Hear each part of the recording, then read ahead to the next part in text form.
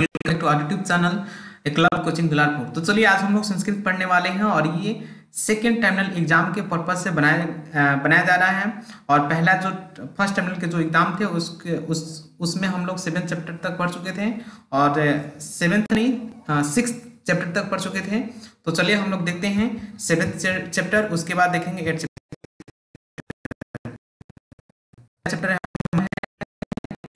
वैभव तथा चौथा है संस्कृत साहित्य लेखिका और 5वां चैप्टर है भारत महिमा और 6ठा चैप्टर है भारतीय संस्करण और 7वां चैप्टर है नीति श्लोका और 8वां चैप्टर है करमवीर कथा और 9वां चैप्टर है स्वामी दयानंद और 10वां चैप्टर है मंदाकिनी वर्णनम।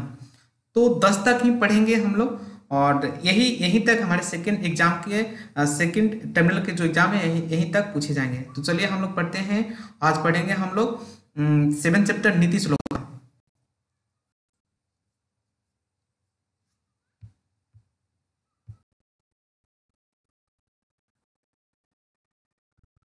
तो चलिए हम लोग शुरुआत और इसमें क्वेश्चंस जो हैं ये संस्कृत में भी दे रखे हैं, लेकिन हम लोग हिंदी पढ़ेंगे क्योंकि जो फाइनल एग्जाम होता है उसमें ज़्यादातर क्वेश्चन जो होते हैं हिंदी में ही पूछे जाते हैं, बट एक आध दो क्वेश्चन जो होता है वह संस्कृत में पूछ दिया जाता है। तो हल्का फुल्का आपको संस्कृत का नॉलेज रहेगा तो हिंदी के क्वेश्चन के माध्यम से आप लोग समझ सकते हैं उसको।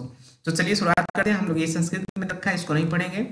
चलिए बढ़ते हैं हिंदी के क्वेश्चन की तरफ और इसमें चलते हैं, देखते हैं पहला क्वेश्चन कह रहा है कि धर्म की रक्षा किससे होती है। ऑप्शन है सत्य से, विद्या से, वृत्ति से, इनमें से कोई नहीं। तो धर्म की रक्षा जो होती है सत्य से होती है। नीति श्लोक का पाठ जो है किस ग्रंथ से संकलित है। नीति श्लोक का जो पाठ है विदुर नीति से संकलित है। नीति शतक से, चाणक्य नीति दर्पण से या शुक्र नीति से। तो इसमें ऑप्शन हो जाएगा विदुर नीति से। विदुर नीति किस ग्रंथ का अंश विशेष है। तो विदुर नीति जो है रामायण का, महाभारत का, उपनिषद का या वेद का। तो किसका हिस्सा है, महाभारत का। नीति श्लोक के रचनाकर कौन है। तो नीति श्लोक के रचनाकर महात्मा विदुर, महात्मा वाल्मीकि, महर्षि वेदव्यास, कालिदास। तो महात्मा विदुर थे। विदुर नीति से संकलित पाठ का नाम क्या है। नीति श्लोक, भारत महिमा, मंगलम, मंदाकिनी वर्णम। तो नीति श्लोक हो जाएगा। किसके प्रश्न का उत्तर विदुर देते हैं। दुशासन, कृष्ण, अर्जुन, धृतराष्ट्र। हो जाएगा धृतराष्ट्र। नरक के कितने द्वार है। तो नरक के 1 2 3 4। तो नरक के 3 द्वार है। काम, लोभ, क्रोध। काम, लोभ और क्रोध। यहां पे काम का मतलब है सेक्सुअल डिजायर्स। क्षमा किसकी हत्या करता है। धर्म, अर्थ, काम, क्रोध। कौन सर्वश्रेष्ठ धन है। धर्म, अर्थ, काम, क्रोध। धर्म। किससे सुख की प्राप्ति है। धर्म, अहिंसा, काम, क्रोध। तो अहिंसा का मतलब होता है किसी जीव की हत्या ना करना। कौन ऐसा धन है जिससे संतुष्टि मिलती है। धर्म, अर्थ, विद्या, क्रोध। तो विद्या हो जाएगा। किससे विद्या की रक्षा होती है। सत्य, अभ्यास, उपटन और आचरण। तो अभ्यास से। रूप की रक्षा किससे होती है। सत्य, अभ्यास, उपटन और आचरण। तो रूप की रक्षा श्रृंगार से बोल सकते हैं और उसलिए उपटन बोल सकते हैं। खानदान की रक्षा किससे होती है। सत्य, अभ्यास, उपटन और आचरण से। घर की लक्ष्मी कौन होती है। पुरुष, स्त्री, बालक कोई नहीं तो स्त्री।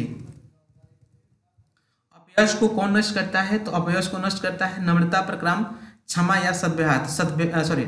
नम्रता जो होता है अपयश मतलब होता है जो गलत ख्याति होती है उसको अपयश कहते हैं, होता है नम्रता। गरीबी को कौन समाप्त करता है। नम्रता, उद्योग, क्षमा या सद्व्यवहार। तो उद्योग हो जाएगा।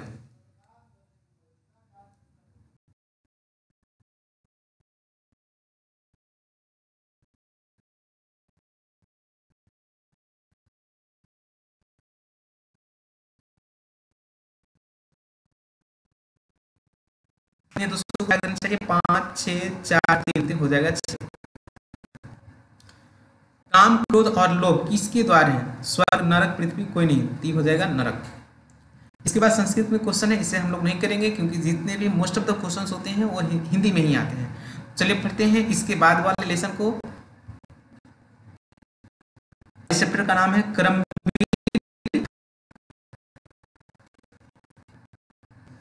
करमवीर कथा। एक बहुत ही बढ़िया सी स्टोरी है जिसके द्वारा ये हमें समझाने की प्रयास किया गया है कि किस तरह से कोई भी इंसान अपने मेहनत बदौलत हर कार्य को संभव कर सकता है। तो चलिए हम लोग स्टार्ट करते हैं जिस चैप्टर का नाम है करमवीर कथा। ये संस्कृत में क्वेश्चन दे रखा है, इसको हम लोग नहीं पढ़ने हैं, हमें नहीं पढ़ना है। चलिए बढ़ते हैं हिंदी वाले क्वेश्चन के पास।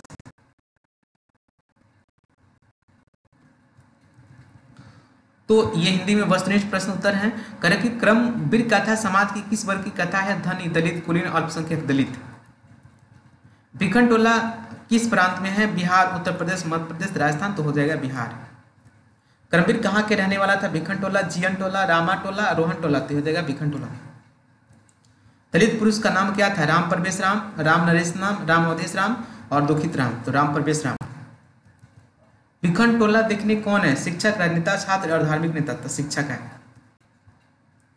स्नातक परीक्षा में राम परवेश ने विद्यालय में कौन सा स्थान प्राप्त किया था? द्वितीय, तृतीय, प्रथम, कोई नहीं, तो हो जाएगा प्रथम। किसकी ख्याति सभी जगह गूंजने लगा था? राम परवेश राम, राम नरेश राम, राम अवधेश राम और दुखित राम, तो राम परवेश राम।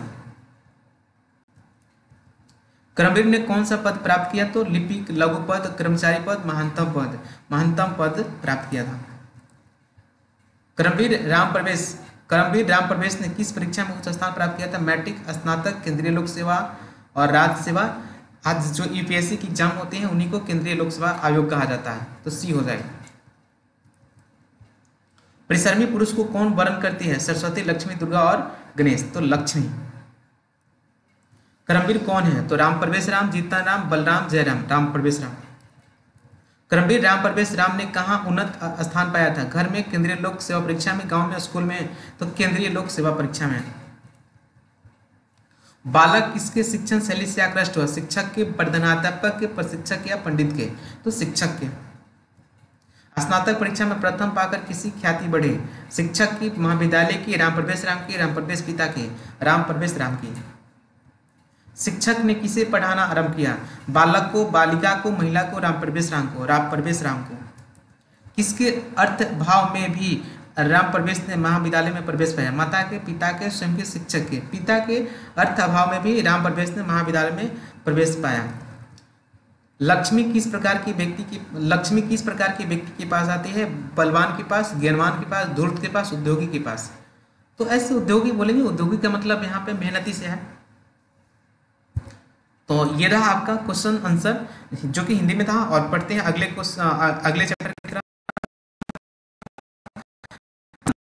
चैप्टर है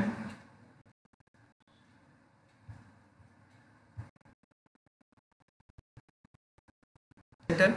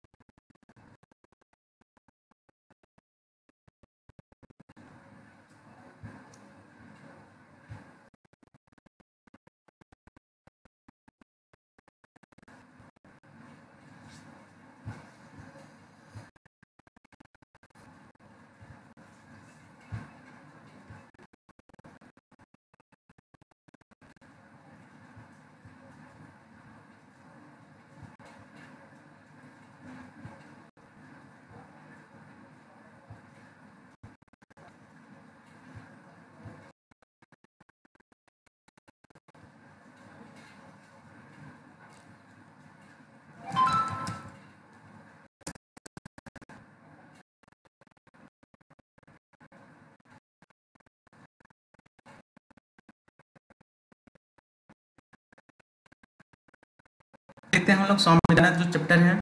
और इसमें बात किया जाए तो स्वामी दयानंद, जैसे कि आप सभी जानते हैं कि स्वामी दयानंद एक बहुत ही बढ़िया सा समाज सुधारक थे और उसी के बारे में हम लोग पढ़ने वाले हैं।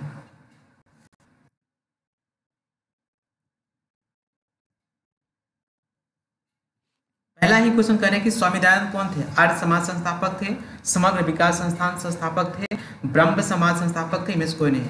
तो स्वामी दयानंद जो थे आर्य समाज के संस्थापक थे। स्वामी दयानंद के बचपन का नाम क्या था? शंकर, शिवशंकर, मूलशंकर, उमाशंकर, तो हो जाएगा मूलशंकर। स्वामी दयानंद का जन्म किस ग्राम में हुआ था? झंकारा, टंकारा, लंकारा और अंकारा, तो हो जाएगा टंकारा जो कि गुजरात में है। आर्य समाज की स्थापना किस नगर में हुई थी? बंगलोर, मद्रास, मुंबई, पटना, मुंबई।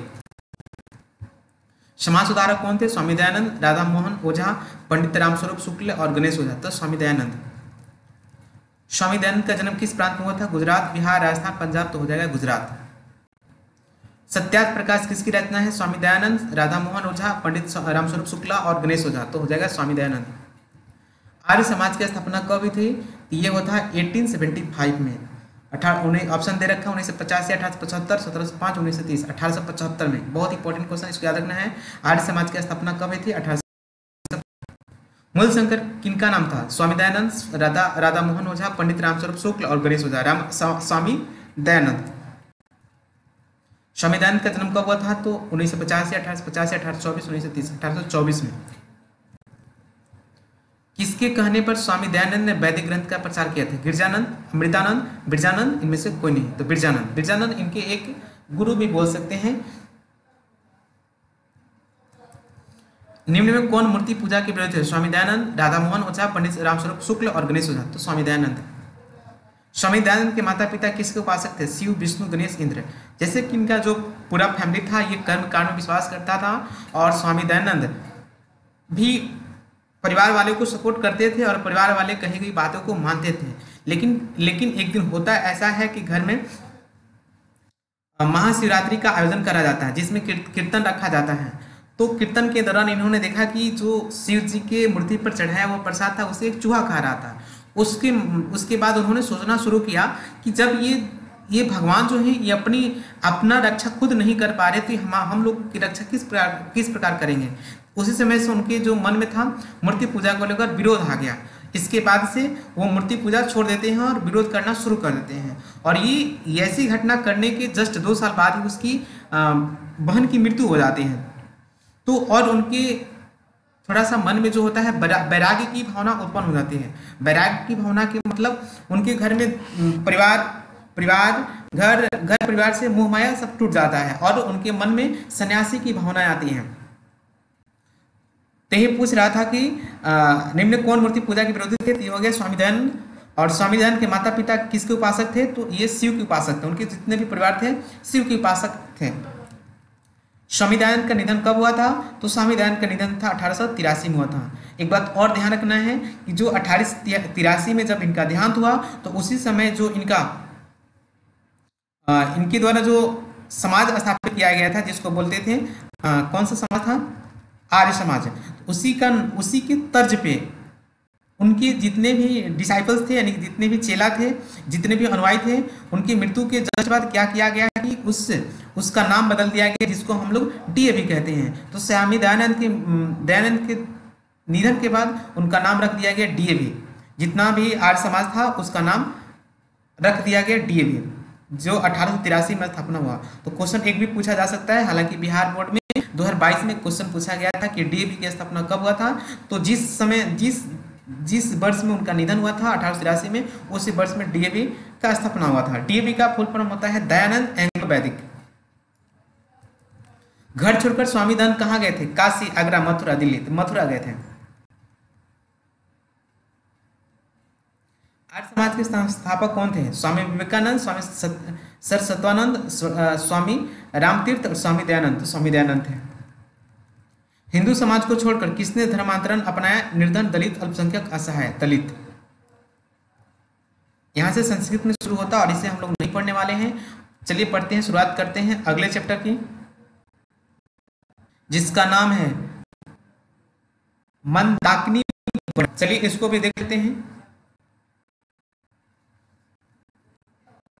मंदाकिनी ऐसे गंगा नदी को ही बोला गया है जिसमें जब राम जी का वनवास होता है तो उसके साथ उनकी पत्नी सीता और लक्ष्मण तीनों लोग साथ में होते हैं। उस समय की ये एक सीन को दर्शाया गया है मंदाकिनी वर्णन नाम के चैप्टर में। चलिए देखते हैं।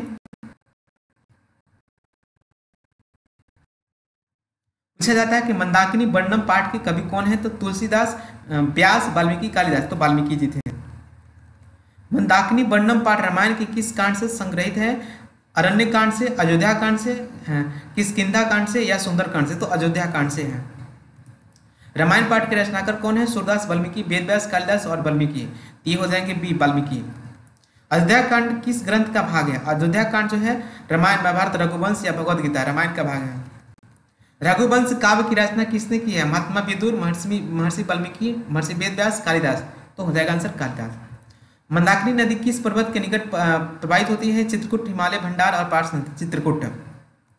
सीता रामचंद्र की थी, सबको पता है। माता, पुत्री, बहन, पत्नी थी। मंदाकिनी नदी कहाँ है? अयोध्या, चित्रकूट, काशी, वृंदावन। तो ये चित्रकूट में है। मंदाकिनी वर्णन पाठ में किस नदी का वर्णन है? गंगा, यमुना, मंदाकिनी, गंडक। मंदाकिनी। हालांकि गंगा और मंदाकिनी की दोनों को अलग अलग माना गया है, तो आपको मंदाकिनी याद रखिएगा, गंगा नहीं याद रखिएगा। मंदाकिनी नदी में कौन कौन स्नान करते हैं? मृगा, पक्षी, न ऋषि। तो ऋषि लोग वहाँ जाते हैं तो भिन्न भिन्न दृश्य देखते हैं, जहाँ पे ऋषि लोग वहाँ पे स्नान करने के बाद सूर्य की अर्घ देते हैं। तो उसी की बात करें कि मंदाकिनी नदी में कौन स्नान करते हैं? ऋषि लोग। मंदाकिनी राज की क्या दिखती है? मंदाकिनी राज की क्या दिखती है? हंसनी म्यू, नलिन म्यू, निर्जन म्यू और गृहिणी म्यू। ये हो जाएगा नीलनी म्यू। मंदाकिनी नदी किस पर्वत के निकट बहती है? मंदराचल, हिमाचल, विंध्य या चित्रकूट। हो जाएगा चित्रकूट। नाचने के समान कौन दिखता है? पर्वत, नदी, वृक्ष, पक्षी। तो उस समय नज़ारा देखने के बाद ऐसा लगता था कि जो जैसे पर्वत हो वो नाच रहा हो। तो इसका आंसर हो जाएगा पर्वत। हंस सारस से शोभित विचित्र, हंस सारस से सेवित विचित्र टट्टो वाली कौन है? मुनि, पर्वत, मंदाकिनी और चित्रकूट। तो यहाँ पे हो जाएगा मंदाकिनी। 13 आपका ऑब्जेक्टिव क्वेश्चन। आई होप को आपको अच्छी तरह समझ में आया है। अगर चैनल पे पहली बार है तो चैनल को सब्सक्राइब करना नहीं भूलिए और इसे अपने दोस्तों और भाइयों के साथ शेयर कीजिए। Thanks a lot.